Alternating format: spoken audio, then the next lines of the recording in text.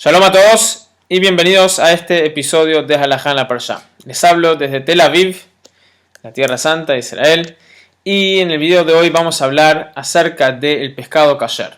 Parece un tema muy simple, muy conocido. Los pescados kasher son aquellos que tienen escamas y aletas, pero vamos a ver que no es tan simple. Hay muchos detalles muy interesantes sobre este tema tan práctico. En la Parashá de esta semana, en la gran mayoría del mundo, y digo eso porque esta semana en Israel, en Shabbat, vamos a leer otra parashá que se lee fuera de Israel. Fuera de Israel se lee la parashá Shemini, pero dentro de Israel ya leímos Shemini este Shabbat pasado, cuando en todas partes del mundo era el último día de Pesach. En Israel ya era un día después de Pesach. Entonces en parashá Shemini nos relata la Torá acerca de todas las leyes de aquellas cosas que podemos comer y aquellas cosas que no podemos comer, no debemos y sí debemos comer. Y hay mucho para hablar sobre eso. Kasher, están los animales cuadrúpedos, las aves y muchas otras cosas. Ya hemos hecho varios videos sobre el tema de la kashrut y siempre puede buscar en nuestro canal de YouTube. Hay ahí un buscador, pone kasher y van a aparecer todos los videos que están relacionados con este tema. Hoy elegimos tratar el tema de los pescados kasher y los que no son. Como recién mencionamos, la Torá dice claramente cuáles son los pescados kasher, aquellos que tienen escamas y aletas. Eso lo dice la Torá en Levítico 11, 9 al 12, Deuteronomio 14, de 9 al 10. Nos dice todos aquellos pescados que tienen escamas y aletas pueden comer, deben comer, y aquellos que no, no.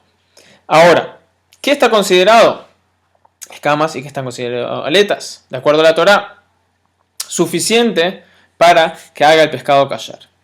Dicho sea de paso, que no están de paso, pero un pescado que tiene escamas automáticamente tiene aletas, y no viceversa. Hay pescados que tienen aletas, la gran mayoría de los pescados tienen aletas, pero no tienen escamas. Pero si tiene escamas, ya tiene aletas. Entonces, vamos a hablar acerca de las escamas, que es un tema mucho más sensible y mucho más detallado. Las escamas, las aletas son aletas, todos sabemos que son aletas, pero ¿qué son las escamas suficientes? Entonces, para que un pescado sea kasher, las escamas tienen que ser posibles de sacar del pescado con la mano o inclusive con alguna herramienta, pero sin que salga la piel junto con la escama. Uno tiene que poder sacarla. También tiene que poder verla con el ojo, no sea que necesite una lupa o un microscopio para poder ver la escama. Si es tan pequeña, ya no está considerada escama. Ahora, en el caso que uno tiene que meter el pescado dentro de agua caliente para poder sacarle la escama, entonces en ese caso hay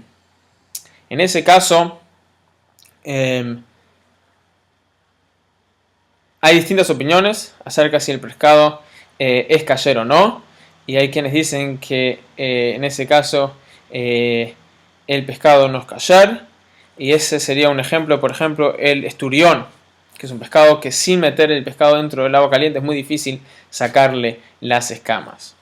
Después está, ¿qué pasa con un pescado que está parcialmente cubierto con escamas? Entonces, parcialmente cubierto con escamas está considerado kasher. El pescado no tiene que estar completamente cubierto con escamas. ¿Qué pasa con un pescado que cuando es pequeño no tiene escamas, pero después sí tiene escamas? Entonces, ¿el pescado está considerado kasher o no? En ese caso sí está considerado kasher. ¿Por qué? Porque eventualmente va a tener escamas. En el caso que el pescado nace con escamas, pero después cuando crece se le caen las escamas, entonces ahí el pescado no es kasher. Un ejemplo para esto es el pez espada, que en las comunidades ashkenazí no se come. En muchas comunidades sefaradí sí se come. Y uno tiene que consultar con su rabino ortodoxo competente acerca de este tema, porque varía en distintas costumbres, en distintas comunidades, etc. Hay aquellos pescados que tienen escamas cuando están en el agua, pero cuando se sacan del agua se le caen las escamas. Estos están considerados kasher, estos pescados, y hay aquellos que dicen que la caballa española vendría a ser uno de estos pescados. Solo para compartir con ustedes una lista parcial de pescados comunes kasher, para una lista más extensa de muchos, no todos, pero muchos pescados kasher y no kasher. Voy a compartir acá abajo en la descripción del video una lista en inglés pueden traducirlo usando Google. Y dicho sea de paso, hoy justo me encontré acá en Tel Aviv con un judío uruguayo que me dijo que vio uno de nuestros videos y dice que cuando yo dije que hay un link abajo, no vio el link.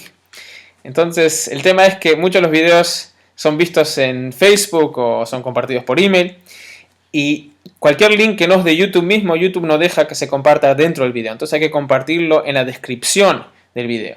Si usted está mirando el video en Facebook, tiene que sacar el video de Facebook haciendo clic en la parte de abajo derecha, en el icono que dice YouTube, y ahí va a ver el video en su página original en YouTube, y ahí en la descripción siempre ponemos más detalles del video y algunos links, algunos enlaces relacionados con el video. Entonces esa es la razón por la cual no encontró el link en el video. Cuando queremos compartir un video relacionado de YouTube, entonces ahí sí podemos hacerlo dentro del video, pero de lo contrario no.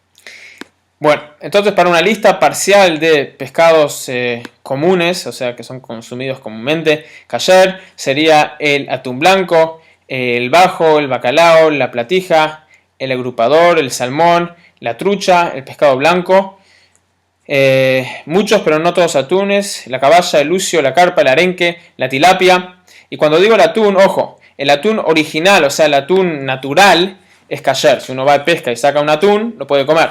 Pero el atún en lata ahí ya pasa a tener otros temas, por ejemplo, el proceso del atún. Uno nunca sabe cuáles máquinas usaron, o también cuando se pesca el atún muchas veces se pesca junto a otros pescados y cuando lo procesan no sacan esos pescaditos y a veces esos pescaditos no son kasher. Por lo tanto, cuando uno come atún en lata, compra atún en lata, tiene que asegurarse que es kasher, que tiene o un sello o consultó con un rabino ortodoxo competente acerca del tema para asegurarse que aunque el atún mismo es kasher, no fue procesado de alguna manera que lo haga no kasher. Ok, ahora ya vimos acerca de los pescados mismos. ¿Qué pasa cuando uno va a comprar pescado kasher? Un detalle importante. Cuando uno va a comprar la pescadería un pescado kasher y se encuentra con los pescados y el hombre ahí le dice, en el mostrador le dice, este pescado acá es corvina. Corvina y merluza, dicho sea de paso, también son kasher, por ejemplo. Dice, este pescado acá es corvina. Entonces, si uno no le ve la piel con las escamas, no se lo puede comprar. Solo si está seguro que es corvina, inclusive si parece corvina. Tiene que estar seguro que es corvina.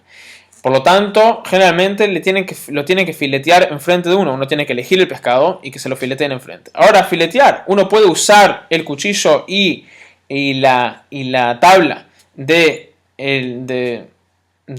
la pescadería misma, que ellos también filetean y cortan otros pescados que no son kasher o no. La respuesta es que sí. La gran mayoría de las opiniones es que sí lo puede usar siempre y cuando el cuchillo y la tabla están completamente limpios. Los limpian enfrente de uno con jabón y limpiarlo bien.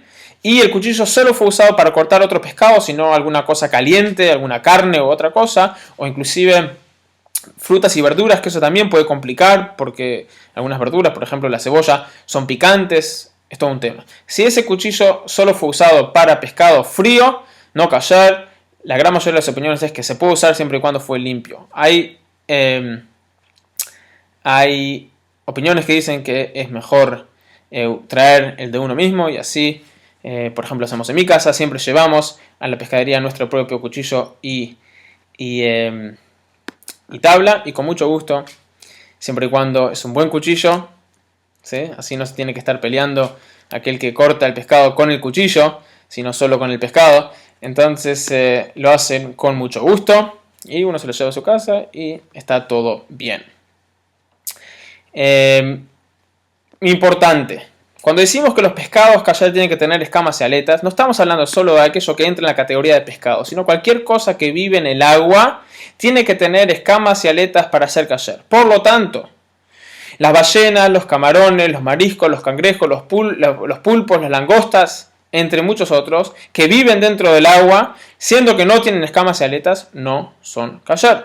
Tienen que tener escamas y aletas. ¿Qué pasa si uno compró un pescado kasher, una merluza grande, y adentro encontró un pescado no kasher? El pescado adentro, ahora que está adentro del pescado kasher, ¿es kasher o no? La respuesta es que no. Y así también si uno encuentra un pescado kasher dentro de un pescado no kasher, el pescado adentro es kasher. Los huevos del pescado y el caviar tienen que venir de un pescado kasher, es algo muy importante. Los huevos van de acuerdo al pescado del cual vinieron. Si el pescado es kasher, los huevos son kasher. Si el pescado es no kasher, los huevos no son kasher. ¿Qué pasa si... no, antes. Con respecto al tema de cuándo está considerado el pescado muerto. Para comer un pescado, para comer un animal cuadrúpedo o un ave, hay que faenarlo, de acuerdo a la manera que, sí, con un cuchillo, que no tiene ningún dientito, etcétera, etcétera, etcétera.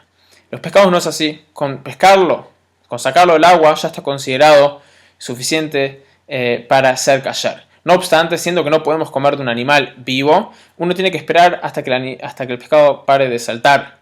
Porque hasta que no termina de morirse no está considerado muerto y uno no lo puede comer cuando está vivo. Con respecto a la sangre del pescado, vimos en el video de la semana pasada, que de eso sí vamos a poner acá el link, acerca de las leyes de kashrut con respecto a la sangre. La sangre del pescado está permitida, la Torá solo prohíbe sangre de un ave o sangre de un animal cuadrúpedo. La sangre del pescado está permitida. No obstante, uno tiene prohibido meter sangre de pescado en un vaso y tomársela así. ¿Por qué? Porque uno puede pasar y ver que este hombre está tomando sangre y piensa que está tomando sangre de un animal cuadrúpedo y va a pensar que la sangre está permitida. Por lo tanto, solo puede hacer eso si está claramente identificado. Por ejemplo, si tiene todo escamas, no aletas, escamas alrededor o en el vaso, entonces ahí la gente va a saber, bueno, está tomando sangre de pez. Pero, por ejemplo, no hay que salar el pescado para sacarle la sangre. Y un pescado uno lo puede matar y ponerlo a fuego y comérselo. De acuerdo a la Torá, está perfectamente bien.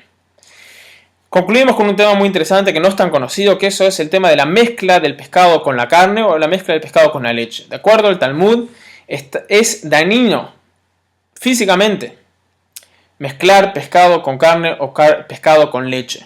Carne con leche está prohibido por la Torá. O sea, un tema espiritual. Un tema físico que nos enseña el Talmud, los dos son espirituales y físicos, pero más físico que espiritual quizás, para ponerlo así, es el tema de no mezclar leche no comer junto leche con carne. Pero sí uno puede usar la misma vajilla, los mismos tenedores, etcétera, para comer carne y pescado o leche y pescado. No obstante, uno tiene que enjuagarse la boca por lo menos entre comer carne y pescado o leche y pescado. No los puede comer juntos. En muchas comunidades se acostumbra a así comer derivados de leche, productos lácteos, por ejemplo, manteca con pescado, y eso también uno tiene que consultar con un rabino local competente, más importante que sea competente y ortodoxo que del hecho de que sea local, acerca de su costumbre en particular, porque eso también varía, Ashkenazí, Sfaradí y otros detalles más. Pero es un tema importante. El Talmud nos dice que no se mezcle pescado con leche o pescado con carne. Bueno, con eso concluimos el shiur de hoy. Halajá en la parashá acerca del pescado kasher y no kasher. Y bueno, como siempre, si tienen preguntas pueden dejar en los comentarios alguna sugerencia. Espero que les haya gustado. Obviamente, si les gustó, compártanlo. Y bueno, los saludo acá desde Tel Aviv, Israel. Y espero que pronto podamos todos reunirnos en esta tierra tan linda, tan sagrada, con la pronta llegada del Mashiach, que así sea. Hasta pronto.